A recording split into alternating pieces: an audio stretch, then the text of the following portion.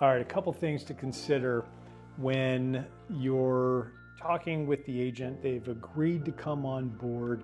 You've already spoken about how they want to be held accountable, and maybe you've talked about goals, but more importantly, you talked about how committed they are to making that goal happen, right? So I would encourage you to get rid of the goals and get into the commitments, because the commitments are what are going to make the goals happen, right, by default.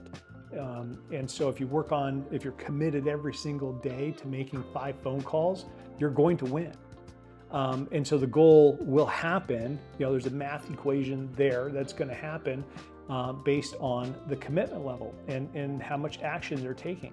So if the agent has a specific, measurable, actionable commitment, and that's what's judged, and there was a deadline, and they had a business partner, aka you, that was going to check in on them daily. And if you don't want to be the person that's checking in with them daily, maybe they had a separate another agent to hold them accountable. I would recommend that, because you don't want to be the bad guy if you're a team leader, and you end up being the bad guy sometimes. So I would say that they partner up with another agent that's going to hold them accountable, and then you discuss and coach them off of that. But it's so important if they choose their own accountability partner that's fully committed, and the goal not necessarily as important. It's important, but it's not as important on the level of commitment and action taken. And if their accountability is coming from that partner on a daily basis, they're going to have a huge amount of success compared to not having it, right? And so what are they committed to? And are they committed to doing this every single day? And that's how you're going to judge them off of their success. And so there's 7 steps of accountability from goals to commitments. Number 1, I want you to write this down. Do you have a commitment, right? That number 1, let's just write it down. Did you keep your commitment? Number 2. Number 3, what got in the way? Okay, so these are the accountability questions that are going to help them achieve the success that they want. And whether you're going over this again with them, or they're going over it with this is the format or the framework that you should probably consider using. If they're going to go over this with their accountability partner that has similar interest in success, then I think they're going to win. So number 1, again, if you didn't write it down, did you have a commitment? Did you keep the commitment? What got in the way?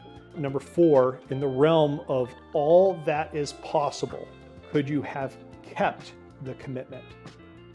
That right there is a profound question. And the reason why it's a profound question is because we all, including myself, I hate to admit this, come up with excuses.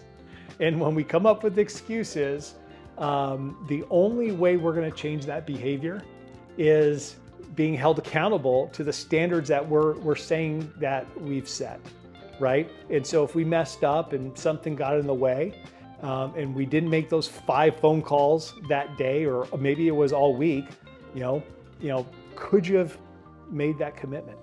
And you're like, yeah, I should have. This is what got in the way. Bring that to present, bring that to light, and the self awareness with that question will help them succeed further, and it'll be really impactful. Okay, number 5, the 5th question is, what did you learn about yourself by not keeping the commitment? Boom. Guess what? This is learning, this is growing, this is becoming more responsible, this is becoming more committed to achieving those goals, right? And so if we're committed on a daily basis, if we answer that question with full accountability, full integrity of trying to get better on a weekly basis, then that question right there, boom, the awareness is going to really I don't want to say this in a negative way, but haunt them, right? It's good. So the next time, if let's just say they went to the bar, they went to the bar at noon and didn't leave because they had a day off, they were stressed out or whatever, and they didn't make those phone calls. They didn't prospect that day. That question, what did you learn about yourself by not keeping the commitment? Well, they're easily distracted, right? They were in the moment, they were having fun, maybe they had a drink too many, and said, screw it, I'm not going back to work. So they're going to come up with some kind of answer of what they learned about themselves. And maybe that we do have weaknesses sometimes, right? Maybe that commitment isn't as important to them as the bar was that day.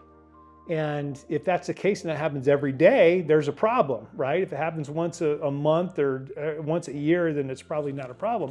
But it's gonna tell them where they need to focus on. And then the next question would be, do you want to recommit? Do you want to recommit?